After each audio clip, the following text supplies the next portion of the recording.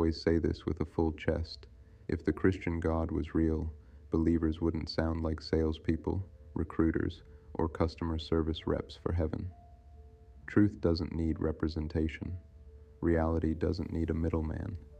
Existence doesn't need testimonials, yet every Christian conversation circles back to the same things. My testimony, my experience. God told me, God showed me. He spoke to me. Notice what's missing: direct access. Everything is secondhand, filtered, interpreted, emotional, subjective. If God were an objective, universal reality, proof wouldn't rely on personal stories. Gravity doesn't need testimonies. Electricity doesn't need belief. You don't hear people saying their electricity spoke to me last night. But with Christianity, God is always speaking privately, choosing favorites, whispering instructions, revealing secrets. That's not divinity, that's unverifiable authority. And let's apply logic. If a God exists outside time, space, culture, and biology, why would it speak one human language? Why would it have a gender? Why would it frame itself in human family roles like father? Why would it communicate through thoughts and feelings that perfectly match the believer's culture and psychology? Energy doesn't have a gender. Energy doesn't have a native language.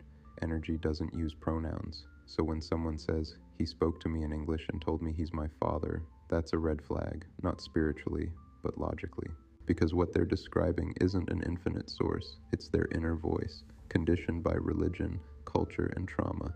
If God can only communicate in the language you already speak, using metaphors you were taught, reinforcing beliefs you already hold, that's not revelation, that's projection. And this is where critical thinking exposes the cracks. Christians don't demonstrate God, they defend him. They don't observe God, they explain him. They don't access God, they interpret him. That's why the tone is always preachy. That's why it feels like recruiting. That's why it sounds rehearsed. Because when something can't stand on its own, it needs representatives. And think about this. Every Christian claims God is all-powerful, all-knowing, omnipresent. Yet somehow this God needs humans to speak for him, needs marketing, needs churches, needs missionaries, needs algorithms.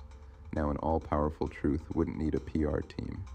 Another red flag: personalization. He saved me. He chose me. He spoke to me. That's not universal truth. That's ego wrapped in spirituality. Real truth is consistent regardless of who encounters it. But Christian God changes personality based on the believer. Loving to some, violent to others. Silent here, chatty there. That inconsistency isn't divine, it's psychological. And when questioned, they default to, "You just need faith." Faith is not evidence. Faith is what you require when evidence is absent. That's why Christian belief leans so heavily on experience.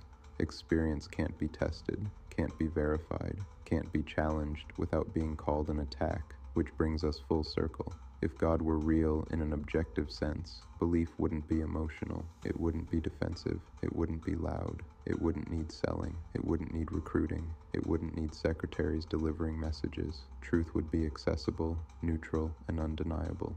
But what you're seeing is belief systems sustained by fear, identity, and repetition, passed down, not discovered.